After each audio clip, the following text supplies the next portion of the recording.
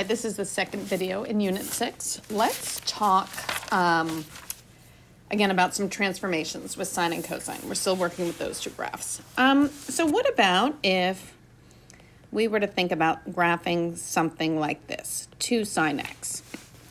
First, let's think of our transformations. And of course, this is a transformation of the parent graph, sine x.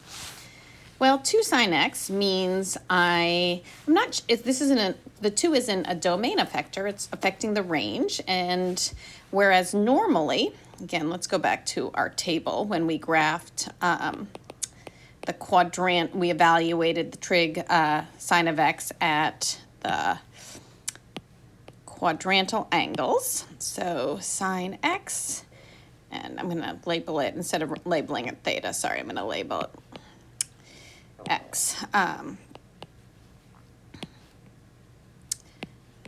Okay, there we go. So we've got 0, pi over 2, pi, 3 pi over 2, and 2 pi. Okay, well, sine of 0, we know hopefully after a bit this will become automatic. Well, when I multiply the ratios by 2, the x-intercepts aren't changing. I'm still have 0 is still 0, and then pi over 2 goes up at 2, 0, negative 2, 0. Okay, so it's affecting our y values as we stated. And so let's just see how this looks. So pi over 2, pi, 3 pi over 2, 2 pi. And of course we could extend it for more than one period. So sine 0, and then it's going up at 2, 0, down to negative 2, and up to 2. And so what really has changed here? Well, what has changed is the amplitude. So that distance from the midline, which continues to be the x-axis in this case, to the highest and lowest values, that is 2. So this amplitude is 2. So having a value in front of the trig function is changing the amplitude. Well, let's talk about something a little bit more tricky. Actually, before I do that, what about instead if I had said negative 2 sine x? How would that have changed things? Well, how that would change things is think about our transformations.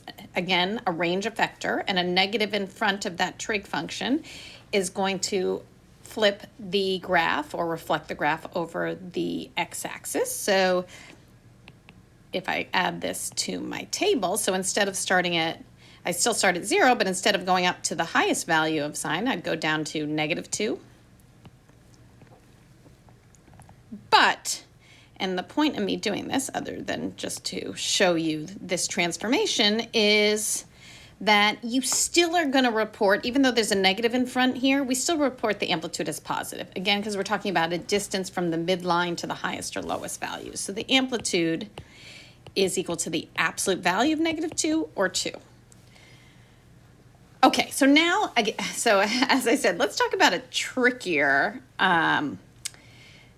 transformation. Let's talk about domain effector. Domain effectors are always more tricky. So what if I had sine of 2x? Now, just thinking high level what this means in terms of transformations, it means that I am horizontally shrinking my x values by a factor of 2. And because remember that just domain effectors are opposite of order of operations. And if I just think about, let's think about if I like to evaluate, as we did in our table above, sine of pi over 2, because I know that equals 1.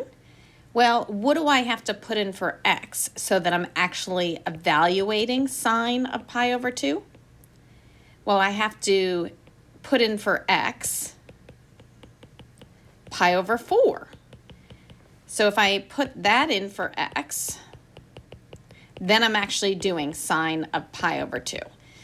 So again, so that's shrinking. So I'm compressing or horizontally shrinking my x values by a factor of 2.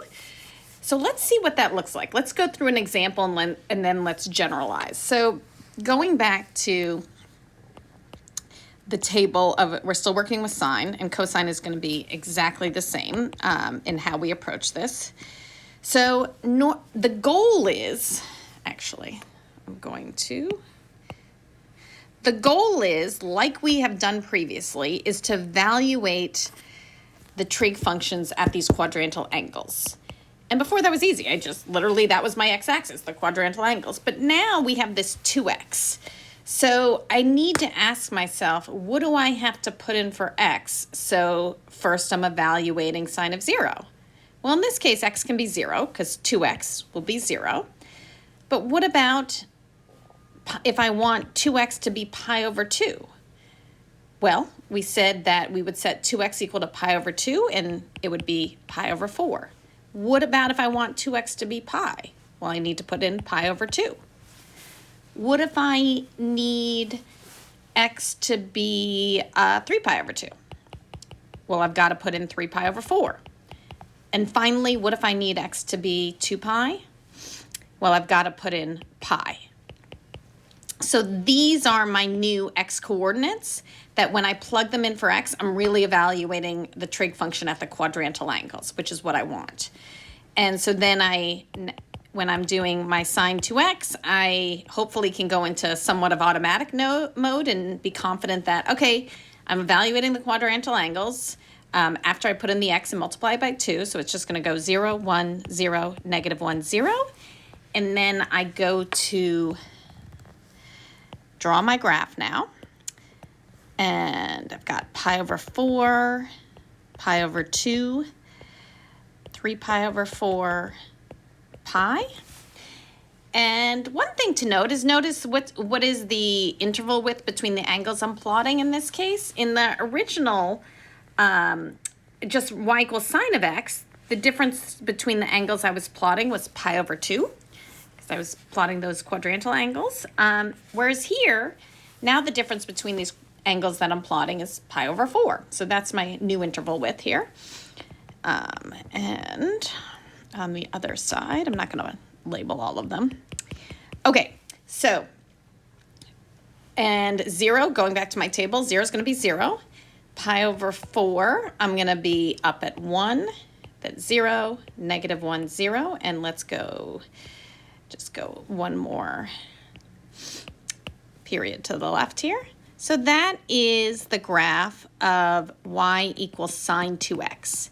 So I just want to show you how this affects things and to compare it to just the graph of sine of x. So remember, at sine of x, I'm at 1 at pi over 2, and then at pi, I'm back to 0.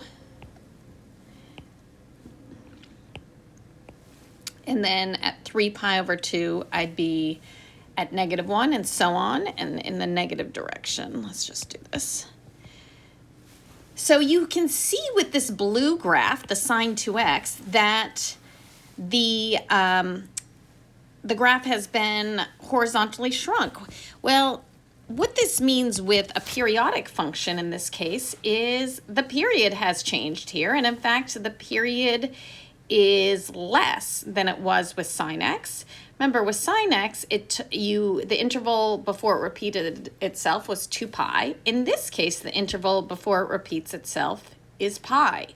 So another way to think about it is the frequency here has increased, this wave frequency, and we're going through a cycle faster. Okay, so let's sum up some things about sine and cosine with amplitude and period changes. So in general, and this I did this with sine, but we can apply it to cosine as well. So if we have y equals a sine bx, or y equals a cosine bx, the amplitude is equal to the absolute value of that a, and the period here is actually going to be equal to what normally the period is, which is 2 pi, divided by that b value. So, and this is reflecting the fact that when we have that domain change, we're doing the reverse order of operations. So when I have something like 2x, well, that means the period's going to be halved. So 2 pi over 2 would be pi. What about if I had something like y equals sine a half x? You would think the period would be stretched, which it would be. 2 pi over half would be 4 pi. And something else for me that's helpful, I find, is that once I've got that period down, in order to figure out the angles I plot, remember you're going to have the angles will be equally spaced apart. So if I know the period, for example, in sine 2x is pi, how can I find how far apart my angles are that I'm plotting? Well, you can divide that, like you did with quadrants of the quadrantal angle, you divide that by 4. So to find the interval width, as I call it, the width between the angles I'm going to plot, these crucial angles, it's going to be the period divided by 4.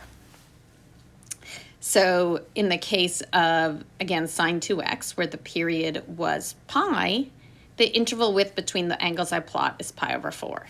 For something like sine a half x, the period would be 4 pi, so the interval width would be pi.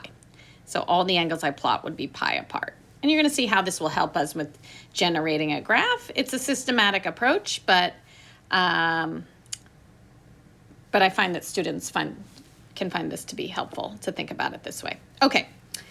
All right, so we did period and amplitude.